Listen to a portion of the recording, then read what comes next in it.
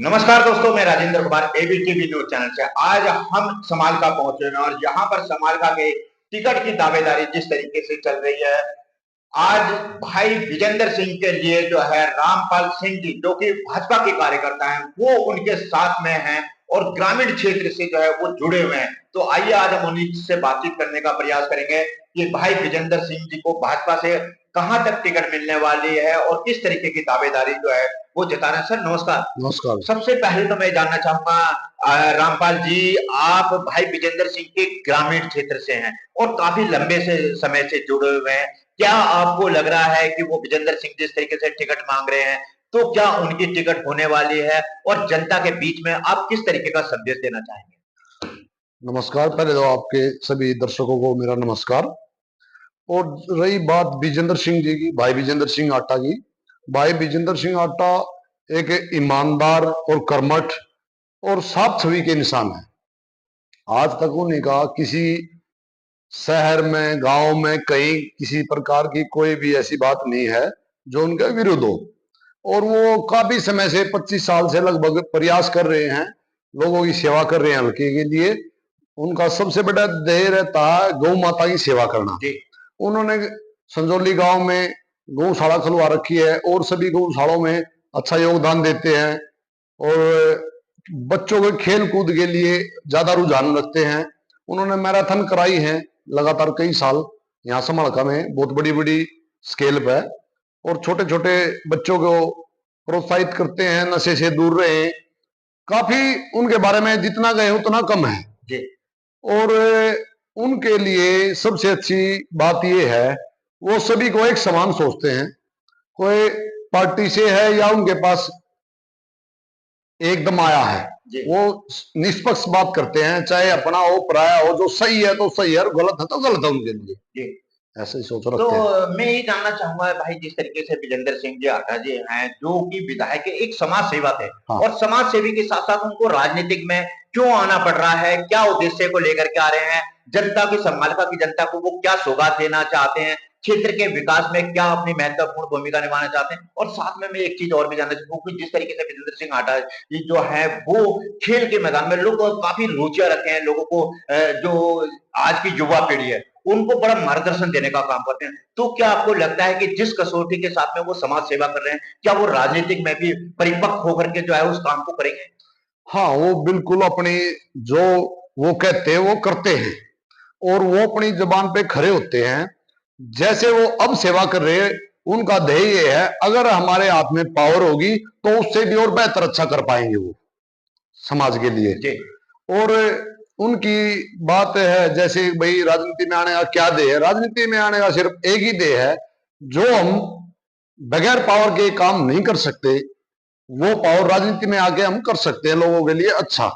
उनकी सोच ये है, अपने हल्के का विकास, बच्चों को जो चीज करा सकते हैं, अच्छे से अच्छे कॉलेज, अच्छे से अच्छे स्कूल, अच्छे से डेवलपमेंट कहीं भी है, शहर का है, गांव का है, वो अच्छा अच्छा देखना चाहते हैं अपने भारत को, अपने हल्के को ऐसा देखना चाहते हैं जैसे शहर में होता है ना, उससे भी अच्छा देखना चाहते हैं। तो सर कई बार ऐसा होता है ना कि जब हम समाज सेवा होती है तो समाज में दिलों से जुड़ा होता है। हाँ। लेकिन राजनीतिक में कई बार जब लोग आ जाते हैं, राजनीति की सत्ता मिल जाती है, कुर्सी का जहां पर मामला आ जाता है, तो वहां कहीं ना कहीं परिवर्तन भी आ जाता है। जो एक विचारधारा जो समाज की सेवा होती है वो वहां पर नहीं हो पाती है। तो आपको नहीं लगता है कि कहीं राजनीतिक में आने के बाद में कुछ बदलाव आ जाए? नहीं, अगर उनके अंदर कोई बदलाव आना होता, वो 25 साल से संघर्ष कर रहे हैं, तो अब से पहले आ जाता और वो टूट चुके होते, छोड़ के चले जाते राजनीति को। उनका सिर्फ एक ही लक्ष्य है, जनता की सेवा करना कैसे भी हो।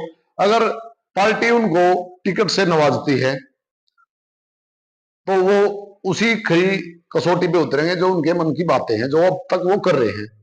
नहीं तो वो ऐसे ही सेवा करते रहेंगे ताउम्र, जैसे अब लगे हुए हैं। अगर टिकट नहीं मिलती है तो पार्टी के प्रति निष्ठा से हाँ, कार्य करते पार्टी के रहेंगे। प्रति निष्ठा से कार्य करता, ऐसे ही पार्टी का साथ ऐसे ही कार्य करेंगे।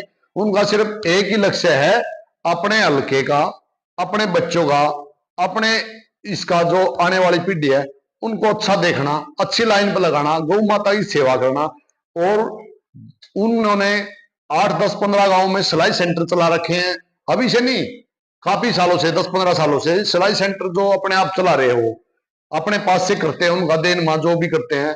जो लड़कियां हैं वो सिलाई सीखती हैं, ब्यूटी का सीखती हैं, जो आगे जाकर किसी लड़की को कोई दिक्कत हो जाए, कोई परिवार गरीब है या किसी का कोई बात हो जाती है, ताकि वो अपने आप निर्भर रह सके, ऐसे ऐसे कार्य वो कर रहे विजेंद्र हैं। सिंह जी, मैं जो विजेंद्र सिंह जी हैं जब चुनाव लड़ेंगे, बाई चांस अगर आपको टिकट मिल जाती है, तो जब विधायक बनना एक अलग बात होती है, लेकिन विधानसभाओं में आवाज उठाना, अपने क्षेत्र के लिए लड़ाई लड़ना, अपने क्षेत्रों के विकास के लिए प्रगति पर लाना, और एक नई जो है वो जिस तरीके से समालखा है काफी पिछड़ा हुआ है इस समय, तो समालखा के विकास में क्या आपकी महत्वपूर्ण भूमिका जो है वो पूरी तरीके से परिपक्व आकर के लोगों की आशाओं पर खरा उतर रही है?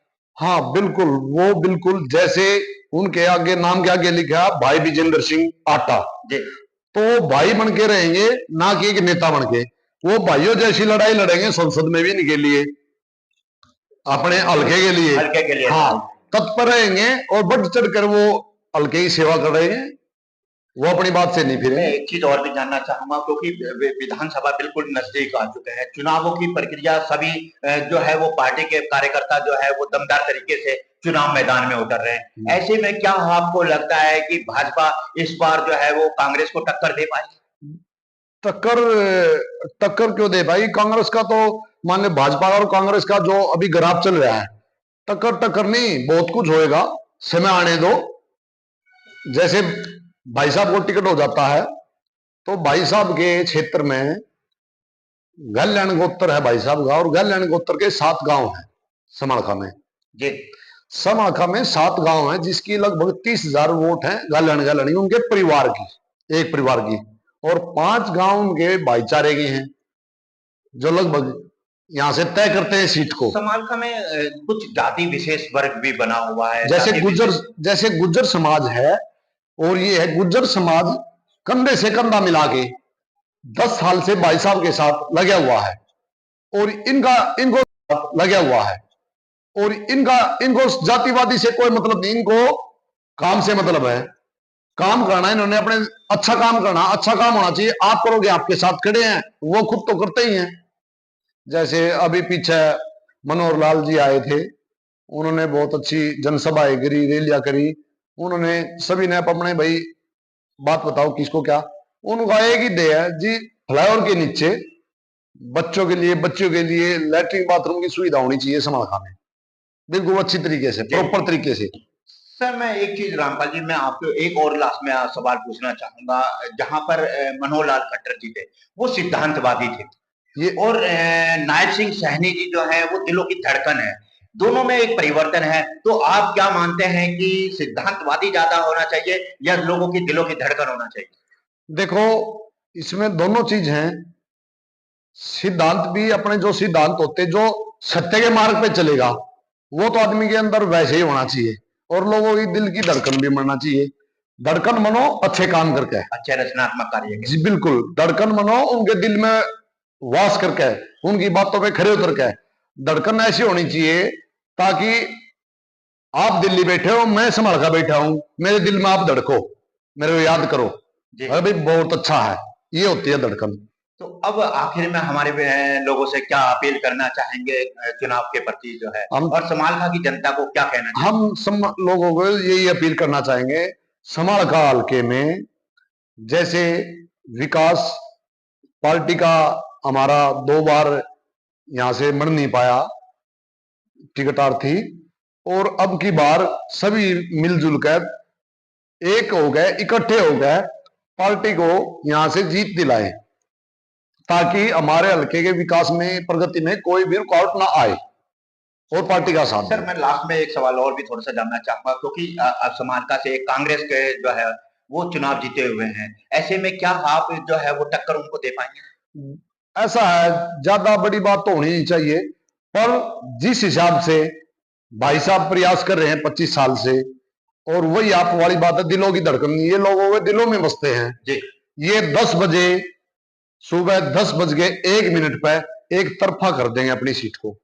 धन्यवाद। देखिए, हमारे बीच में रामपाल जी जो थे वो उन्हीं के क्षेत्र के एक तरीके के, जिस तरीके के ग्रामीण हैं, ग्रामीण क्षेत्रों की जो धाराएं होती हैं, विचारधाराएं होती हैं, वो उन्होंने अपनी विचारधाराओं के साथ में बताया है कि भाई विजेंद्र सिंह आटा जो है वो समाज के लोगों के दिलों की धड़कन है और समालखा की जनता के लिए वो सबसे ज्यादा लोकप्रिय है। भाजपा के दमदार नेता के रूप में वो उभर रहे हैं, ऐसा उनका मानना है। हम आपसे एक बार फिर मुलाकात करेंगे। सभी दर्शकों को सादर नमस्कार, प्रणाम, जय हिंद, धन्यवाद।